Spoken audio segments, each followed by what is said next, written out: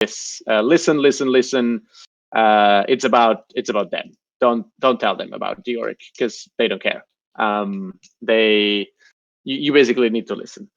And then if there is something, there's the question, do you need help with that? And it's not this literal question, but but hey, like you say, like, hey, I do work with people that have tremendous expertise with this.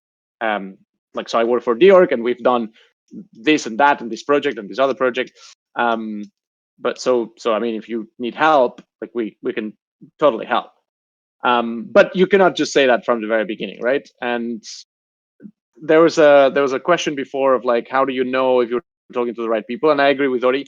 There's not a wrong person to talk to, but you might not know in which situation the project is, and if the project is like this dude and his friend, this dude might be a CTO, but he's just this dude and his friends, and they don't have money, then it's very hard that they're going to be interested with that, right?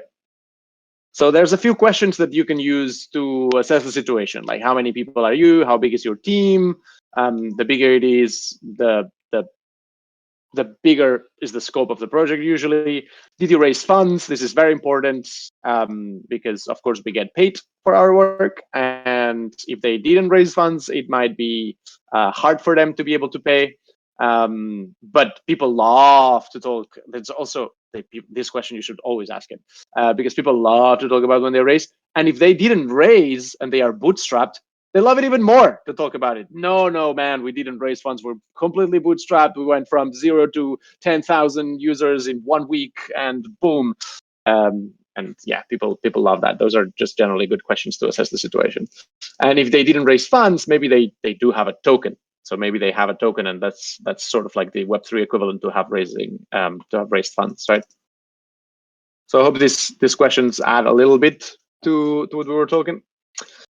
Then yeah, hope like there's no worse situation to feel like a salesman.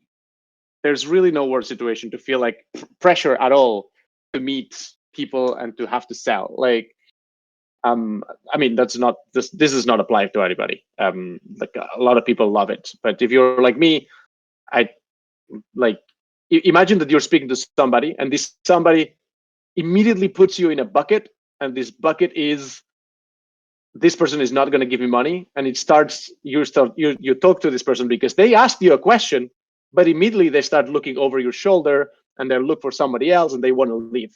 Like, that doesn't feel very good. So don't be that person. Don't be that person, because what matters is that this person will end up, if you're nice to this person and you actually are interested by this person, it will become a personal contact.